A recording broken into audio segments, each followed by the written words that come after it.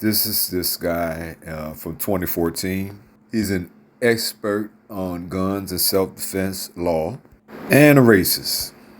I ran across him for this new case with Austin and Carmelo Anthony. And right here, this opinion that changes depending on who's the victim and who's the perpetrator. That's the part that makes you racist. You should stay consistent, and if that's it, that's your stance, regardless. But not with him.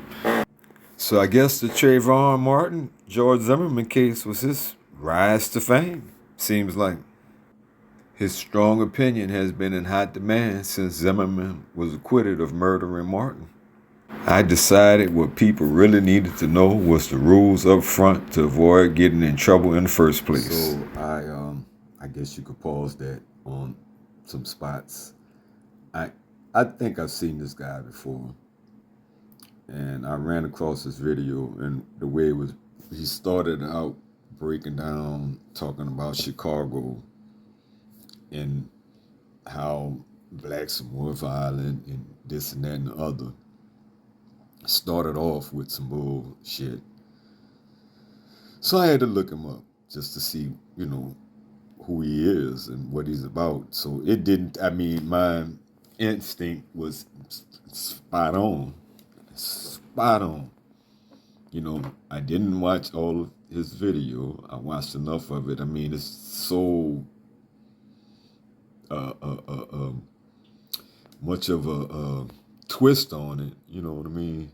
You could easily see that the same person that would, it has to be a twist for the simple fact, if your philosophy is, what do you say?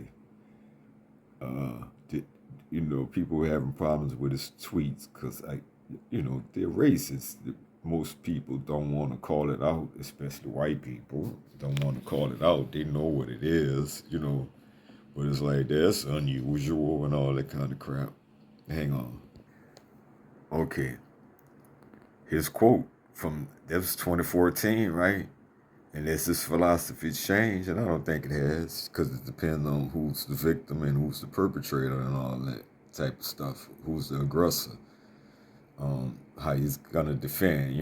If you can't just come with the facts and make it an A and B or whatever. If you bring that to him, I wonder how he would. I guess he just freak out. You gotta know to make a decision, because your decision is always based on bias.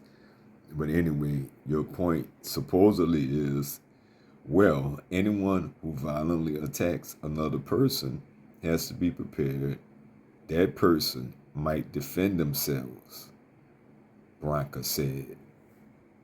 And that was in relation to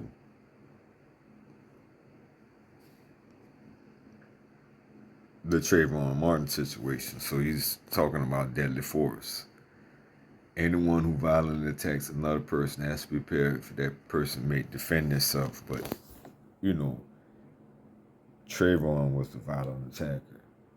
That's how they mind think. That's how his mind think. This guy. And the whole thing is this situation with Carmelo Anthony.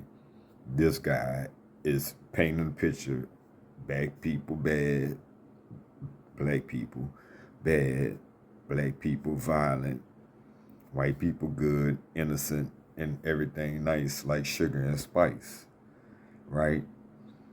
So so it's gonna be bullshit, but I want to go through and break that down and analyze that, which I'm here now doing this.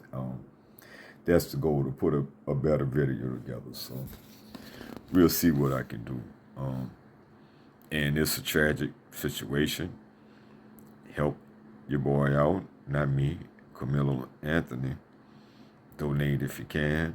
I don't know if I'm gonna have a link, but it's out there. I'm sure you could use all the help he can get. Anybody that's defending themselves against bullets, man, can use all the help they can get, right? In more ways than one. Defending themselves in more ways than one can use help. So obviously, with that said, you already know where I stand on on it, and it's on the side of right. It'd be unfortunately if he was in the wrong, but I don't see it that way. I really don't. Right is right, wrong is wrong. It don't matter about that. But racists gonna race. They're gonna do their thing. You gotta be on the side of justice, regardless. That's all I got. I'm out. Peace.